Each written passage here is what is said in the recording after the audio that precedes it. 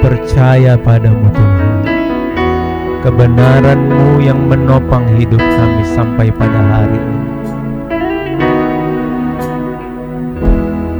Firman-Mu ya dan amin. Janji-Mu menopangku,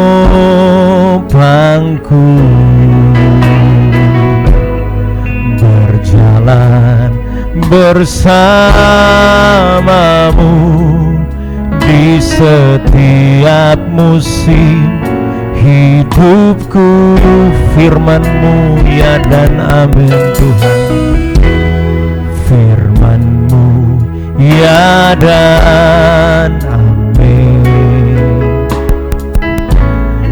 Janji-Mu menopangku,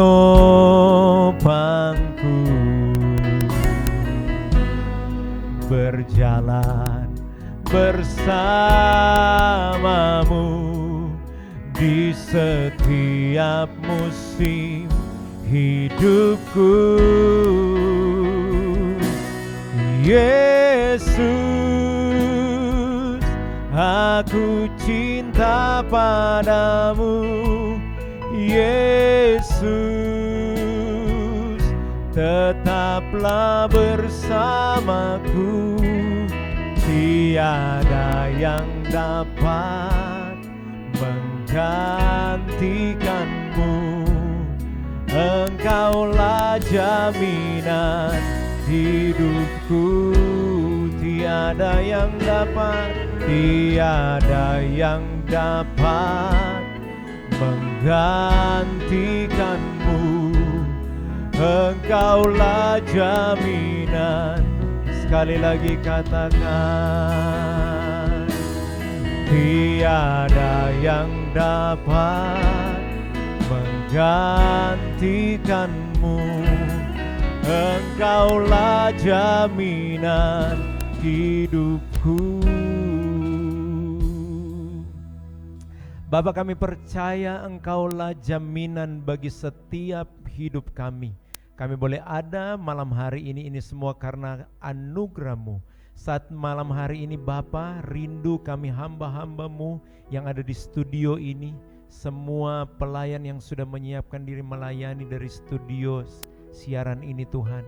Kami rindu Tuhan untuk sama-sama umat Tuhan dimanapun mereka berada, belajar kebenaran-Mu. Roh Kudus, tolonglah kami, beri kami hikmat untuk kami berkata-kata, sehingga kata-kata kami dapat dimengerti oleh umat Tuhan. Beri juga hati yang terbuka bagi umat Tuhan untuk mau terus belajar firman-Mu. Terima kasih Bapa di surga. Segala macam tembok-tembok yang Tuhan dipasang untuk menentang kebenaran firman, kami tolak hancurkan dalam nama Tuhan Yesus Kristus. Roh Kudus menyertai program siaran ini. Kami selenggarakan bagi hormat kemuliaan nama Tuhan. Terima kasih Bapa Sorgawi. Kami akan memulaikan program ini mengucap syukur dalam berkat nama Tuhan kami Yesus Kristus. Haleluya. Amin. Puji Tuhan. Selamat malam sekali lagi Bapak Ibu pemirsa yang ada di rumah. Senang sekali malam hari ini saya bersama Pendeta David Araro. Selamat malam Pak Pendeta. Selamat malam. Selamat malam. Apa kabar malam hari ini? Puji Tuhan, baik. Ya, saya bersyukur kita bisa bertemu lagi ya malam hari ini menemani pemirsa di rumah dalam program acara Belajar Alkitab dari Rumah. Kita sudah ada di episode ketiga dalam pertemuan ini, sehingga Bapak Ibu yang dikasihi Tuhan, malam hari ini kita akan bahas satu tema yang menarik ya, tentang apakah ada kesalahan dalam Alkitab. Selama program ini berjalan, Bapak Ibu, kami memberi kesempatan Bapak Ibu untuk menjadi berkat juga bagi orang lain lewat membagikan program siaran ini sehingga banyak orang diberkati. Atau mungkin Bapak Ibu punya pertanyaan, Bapak Ibu dapat menulis di kolom komentar dan kami akan berusaha untuk membagi kebenaran atau pengetahuan yang kami miliki untuk kita belajar firman Tuhan bersama-sama. Ya, kembali Pak Pendeta David Araro. Ya, tema yang sangat menantang ya bagi kita hari ini ya. Apakah Alkitab yang kita percayai, yang kita belajar pekan yang lalu, bahwa Alkitab kita ini adalah Alkitab yang dapat dipercaya. Iya. Ya, bahwa Alkitab itu punya bukti tentang ketahanannya yang bertahan lebih dari 3.000-an tahun. Kemudian Alkitab itu memiliki kesatuan pesan walaupun terdiri dari 66 kitab, 40 penulis yang berbeda, tinggal bahkan di 3 benua berbeda, hidup dalam kurun waktu 1.600 tahun, tapi pesannya memiliki kesatuan yang luar biasa. Dan yang menarik ya pada minggu lalu tentang bahwa Alkitab itu nubuatannya itu terbukti. Ya, ada nubuatan yang dapat dibuktikan. Namun minggu ini kita membahas tentang tema yang sepertinya agak provokatif dan perlu Pak Pendeta menjelaskannya ya, bahwa apakah ada kesalahan dalam Alkitab. Secara pribadi Pak Pendeta, saya ingin memulai dengan sebuah isu bahwa orang berkata bahwa ada beberapa fakta di Alkitab ya, yang saya paling ingat setidaknya tentang orang berkata kenapa di 2 kitab Injil yang berbeda, kalau saya tidak salah ingat Markus dan Yohanes, peristiwa kematian Kristus itu ada penyebutan jam yang berbeda. Kira-kira bagaimana pandangan dari Pak Pendeta? Iya, baik. Terima kasih untuk apa yang disampaikan oleh Pak Devi. Jadi memang yang harus kita pahami terlebih dahulu adalah bahwa Alkitab kita itu unik. Ya. Mengapa saya katakan unik, Pak Devi? Karena bila dibandingkan dengan kitab suci, bukan Alkitab ya, kitab suci agama lain, non Alkitab, maka Alkitab kita ini unik karena ini kelihatannya kan satu Alkitab. Ya. Jadi kelihatannya ini seperti ini Pak Devi. Ini kelihatannya satu Alkitab, satu. Tetapi ini seperti yang disampaikan tadi, ini 66 kitab. Ya. Dan 66 kitab ini ditulis oleh banyak orang, ada 40 orang yang berbeda. Kemudian 40 penulis tersebut memiliki keragaman latar belakang, mulai dari hanya sekedar pengumpul buah arah sampai pada raja yang paling berhikmat, mulai dari orang biasa sampai kepada orang-orang yang memiliki jabatan, iya, seperti Daniel kan dia seorang bangsawan. Jadi budaya berbeda, latar belakang berbeda, kemudian budayanya berbeda. Kemudian mengapa dikatakan budaya berbeda? Karena ini kan penulisnya tersebar di banyak tempat. Ya. Kurang lebih di sekitar, kalau sekarang mungkin ada berkisar di 20 negara, 3 benua berbeda, dan ditulis dalam satu periode waktu yang sangat panjang, antara 1.600 tahun atau 2.600 tahun. Nah, sehingga Pak Devi saya mau sampaikan begini. Jadi begini, kalau misalnya ada satu buku misalnya, kemudian di buku tersebut dikarang oleh seorang penulis, kemudian kita mendapati ada kontradiksi, maka berarti buku itu buku yang tidak bagus mutunya. Mengapa? Karena satu buku punya banyak kontradiksi. Tapi kalau model buku seperti Alkitab yang penuh 40 dengan budaya, latar belakang, periode waktu yang berbeda, kemudian kalau kita sebenarnya, kalau kita temukan kesalahan, normal. Nah, ini menarik. Normal, iya kan? Ya. Bayangkan buku ditulis tahun Musa misalnya menulis tahun 1500 sebelum Masehi. Kemudian Yohanes di Pulau Patmos menulis kitab Wahyu tahun 100. Ya. Misalnya kita menemukan adanya perbedaan, adanya semacam apa ya? Bukan kontradiksi sebenarnya, paradoks begitu, ada perbedaan. Itu wajar sebenarnya. Jadi itu normal. Tetapi yang uniknya adalah Alkitab dalam kondisi seperti itu, Alkitab ini dapat saya katakan ini tidak ada kesalahan. Tidak ada kesalahan, Pak Devi. Nah, ini menarik ya, bahwa tadi ada statement dari Pak Pendeta bahwa kalaupun ada kesalahan wajar. Wajar. Tetapi Wajar. sekarang kita beralih pada statement berikut yang saya harap Pak Pendeta dapat menjelaskan kepada saya dan pemirsa di rumah, kalimat bahwa Alkitab itu tidak salah. Iya, tidak.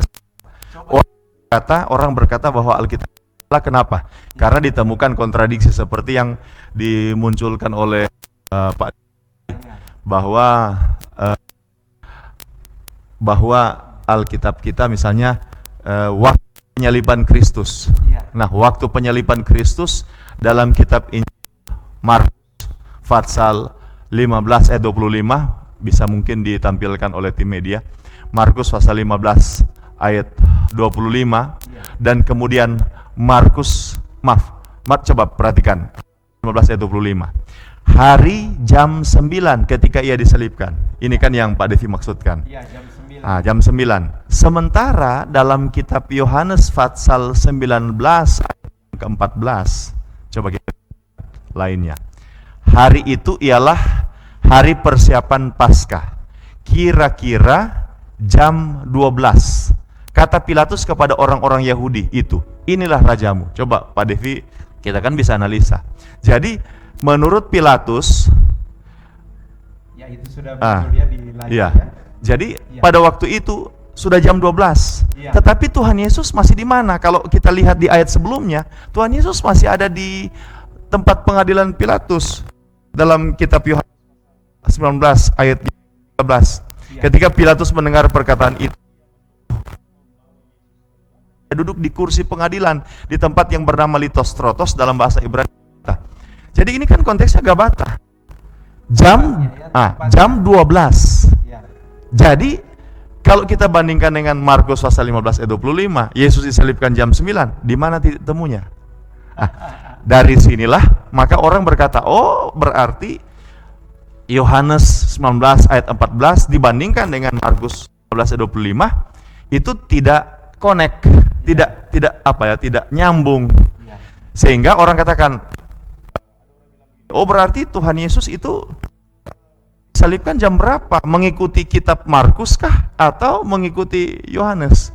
Apakah mengikuti Markus yang jam 9 atau mengikuti Yohanes yang jam 12? Gabata, masih di Litostrotos. Jadi begini sebenarnya Pak Devi. Sebenarnya itu tidak bisa kita lihat sebagai satu kontradiksi karena begini. Karena dalam Markus pasal 15 ayat 25 itu Markus menulis dalam terjemahan bahasa Inggris. Coba perhatikan. It was third hour and they crucified him. Jadi Tuhan Yesus disalibkan katanya pada jam ketiga. Iya.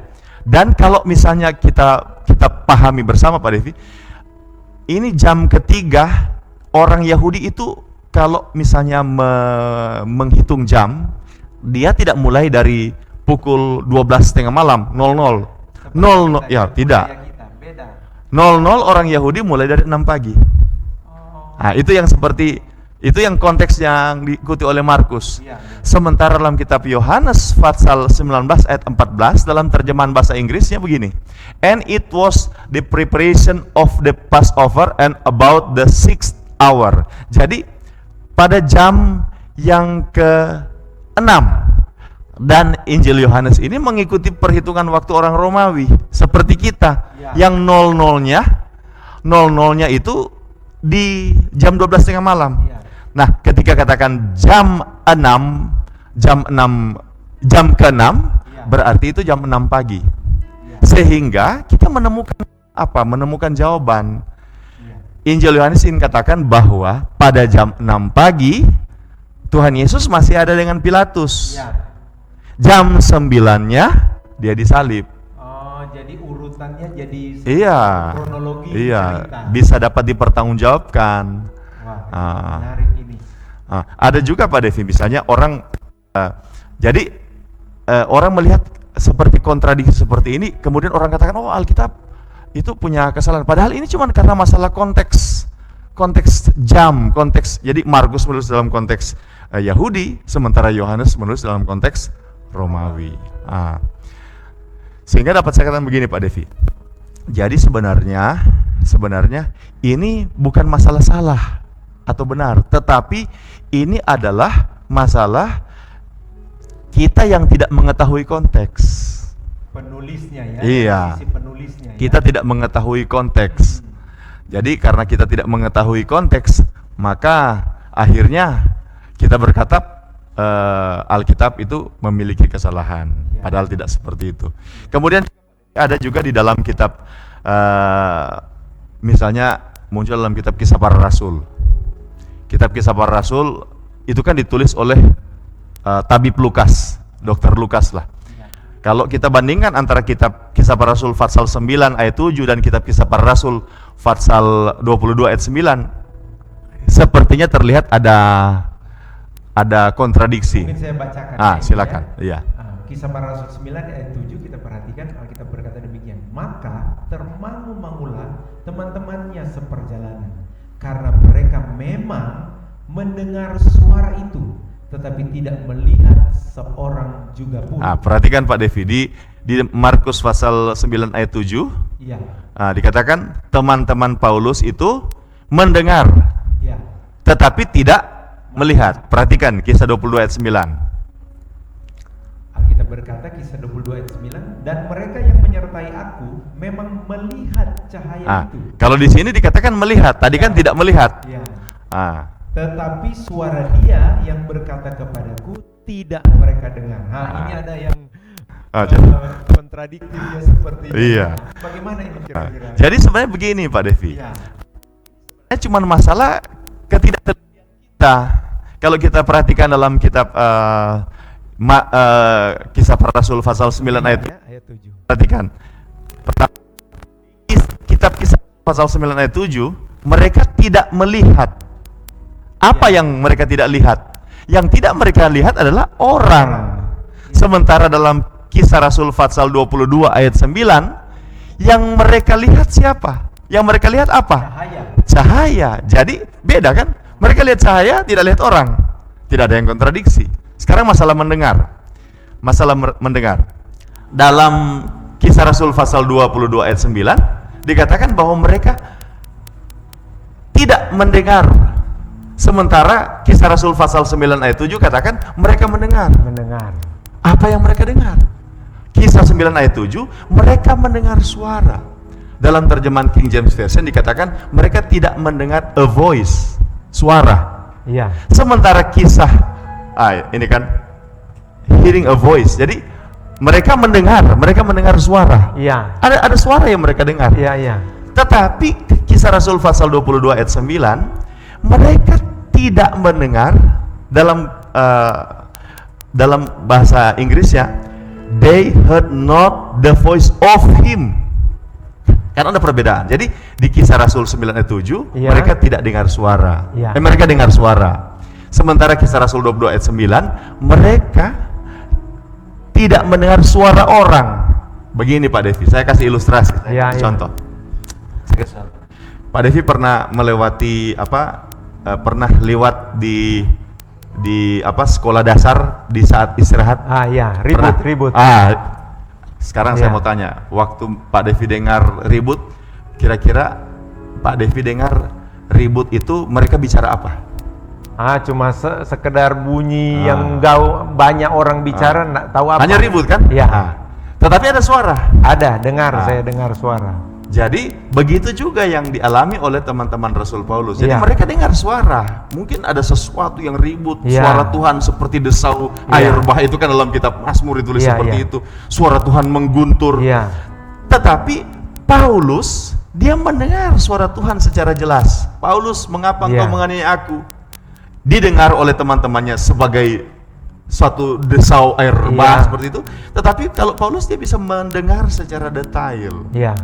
Nah, jadi dapat saya katakan bahwa kalau kita melihat Alkitab itu sepertinya ada kekeliruan Pak Devi, itu bisa karena bisa karena kita tidak tahu konteks. Betul. Yang kedua, bisa karena kita tidak teliti. Kalau konteks itu maksudnya latar belakang keadaan waktu itu, dan seperti yang tadi di Markus dan Yohanes, dua-dua menulis dengan latar belakang masing-masing. Betul. Sehingga bukan berarti ini ada kontradiktif, atau salah satu benar, tetapi dua-dua berada pada posisi benar Sebenarnya tidak ada yang salah, dua-duanya benar. Tapi kita kadang-kala langsung memberikan penilaian salah karena kita tidak meneliti dengan baik atau kita tidak menyelidiki dengan baik. Ini yang saya mau sampaikan Pak Devi. Ya, iya. Orang Kristen sekarang lebih kentara budaya apa? Budaya menyanyi. Berdoa. Kalau Pak Devi misalnya lihat di YouTube misalnya, kalau misalnya apa lagu-lagu baru misalnya, Ya. itu yang nonton Pak Devi itu sampai jutaan. Jutaan. Betul, betul. Ada yang saya pernah lihat 15 juta yang nonton. Lagu-lagu baru yang populer itu bisa Ya, ya. 4 juta. Oh, memang orang banyak sekali. Jadi orang Kristen kan budaya menyanyi ya, kalau Kristen iya. kontemporer. Betul. Budaya menyanyi Ya. atau mungkin budaya berdoa. Iya. Tetapi kita harus tahu bahwa sebenarnya kekristenan itu sebelum muncul kata Kristen dalam Matius 28 ayat 18 sampai 20, kan Tuhan Yesus katakan jadikanlah mereka muridku. Nah, berarti kalau muridku di sini sebenarnya budaya menyanyi, iya, karena Tuhan Yesus juga menyanyi Ya, kan. ya, ya. Tetapi yang seharusnya muncul juga, yang harus dibudayakan Ya. dalam budaya Kristen adalah budaya belajar. Oh, ini yang menarik ini ya. Belajar itu. Budaya belajar. Misalnya begini Pak Devi, orang kan selalu melihat Daud. Daud terkenal karena apa? Mazmur. Iya. Tetapi kalau umpama kita lihat Alkitab, Daud itu bukan hanya terkenal hanya karena Mazmur. Tetapi coba, Mazmur terpanjang, Mazmur apa? Mazmur 119, kitab terpanjang dalam Alkitab. Iya. Mazmur 119. Nah sekarang, Mazmur 119 itu bicara tentang apa? Firman. Bicara tentang Taurat. Ya, ya. Sehingga Daud katakan dalam Mazmur 119 ayat 98, 99 sampai 100 dikatakan dia lebih berhikmat dari musuhnya. Dia lebih berhikmat dari guru-gurunya. Ya. Dia lebih berhikmat dari orang-orang yang lebih tua. Kenapa? Karena dia mencintai firman. Pak Devi, dengan hormat kepada saudara-saudara kita ya dari misalnya agama Islam. Iya. Teman-teman dari agama Islam, saudara kita dari agama Islam, anak-anak mereka Pak Devi masih kecil, mereka kasih kursus apa? Ya, Kursus betul. belajar bahasa Arab, kursus membaca Al-Quran. Iya. Bayangkan Pak Devi, mereka mewajibkan anaknya kursus, Ya. ikut kursus setiap hari di rumah Ustadz misalnya, belajar bahasa Arab. Sementara kita Pak Devi minta maaf ibu bapak saudara sekalian, kadangkala anak-anak kita ibadah sekolah minggu 1 minggu sekalipun Pak Devi bolong-bolong. Sekolah minggu pun tidak ada uang kursusnya. Iya, betul. Di sekolah betul, Pak. minggu pun itu hanya menyanyi-menyanyi. Tetapi saudara-saudara kita belajar bahasa Arab. Bahasa Arab itu seperti bahasa Ibrani, alef, bit, gimel, dalet. Sedangkan masuk teologi pun itu harus berpikir keras. Ini anak-anak. Bahkan Pak harus menyelesaikan bacaan. Iya. Ada target. Bahkan mereka bisa menghafal Al-Quran. Sementara kita Pak Devi, jangankan hafal bahasa asli, Iya. hafal versi bahasa Indonesia saja kadangkala. Iya. Jangankan anak-anak, orang tua pun banyak kali tidak menghafal. Iya. Jadi kita harus menumbuhkan budaya belajar Alkitab. Iya, iya, betul. Budaya belajar. Kemudian masalah ketelitian yang saya sampaikan. Iya, iya. Kenapa kelihatan salah? Karena tidak teliti. Misalnya saya kasih contoh Pak Devi. Ini yang tidak teliti, yang rame ini yang viral. Iya. Misalnya ada orang dia mau cat rambut karena mungkin ada satu bapak atau satu ibu yang mulai beruban, mulai putih. Oh, jangan cat rambut, sebab kalau cat rambut Tuhan tidak akan gendong lagi. Sebab Tuhan hanya menggendong orang Berambut yang berambut putih. Itu kan Pak Devi adalah kesimpulan karena ketidaktelitian. Iya, Pak. Coba bisa dimunculkan mungkin Yesaya pasal 46. Yesaya pasal 46 ayat 3 dan 4. Yesaya pasal 4. Perhatikan Pak Devi. Iya. Ayat 4 dulu.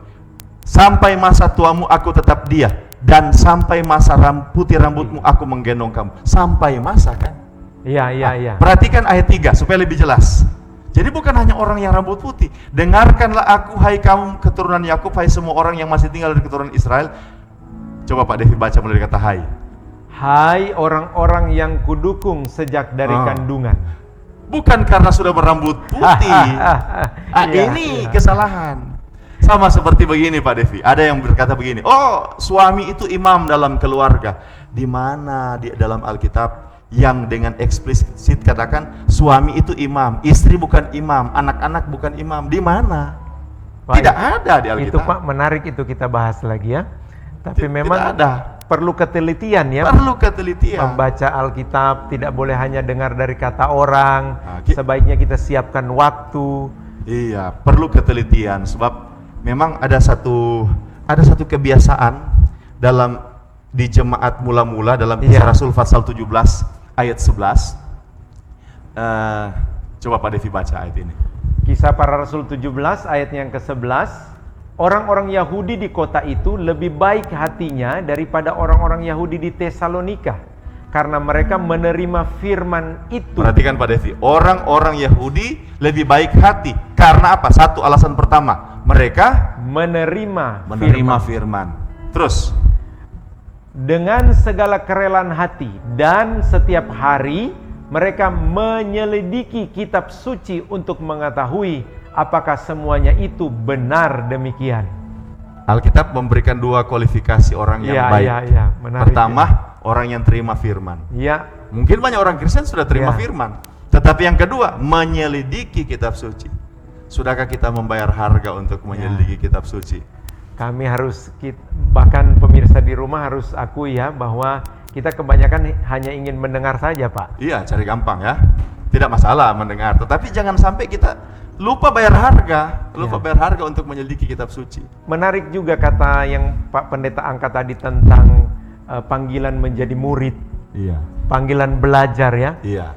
Bahwa kita memang harus memenuhi panggilan itu, seperti kita memenuhi panggilan memuji Tuhan, kita memenuhi panggilan berdoa. Iya. Kita juga jangan melupakan sebenarnya panggilan untuk belajar. Ya, wah.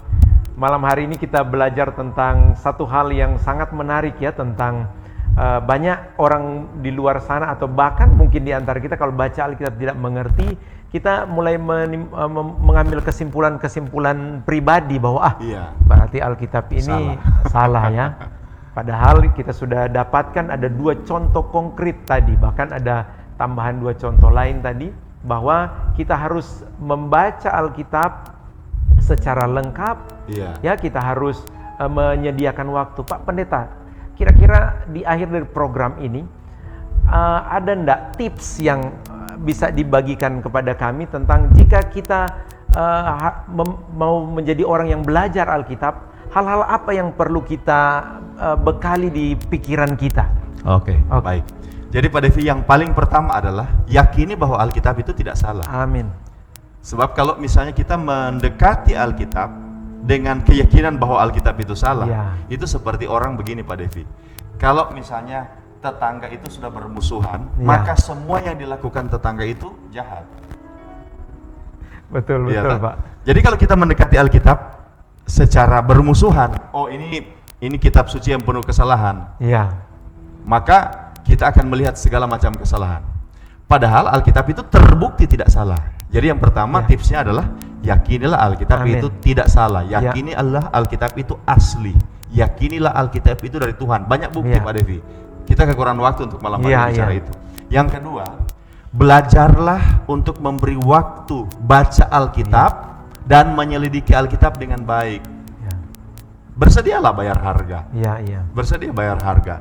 Jangan cuman yang penting sudah baca. Bersedia bayar harga. Yang ketiga Pak Devi, kalau menemukan hal-hal yang seperti kontradiksi, mungkin jemaat berkata, kami kan awam. Kami bagaimana bisa mengetahui? Gampang Pak Devi. Pertama, jemaat awam sekarang punya akses untuk mengetahui atau belajar Alkitab dari bahasa asli. Di aplikasi-aplikasi Alkitab di handphone, Bible Sword dan sejenisnya, itu ada Alkitab versi bahasa asli. Lengkap dengan cara membacanya, lengkap dengan artinya.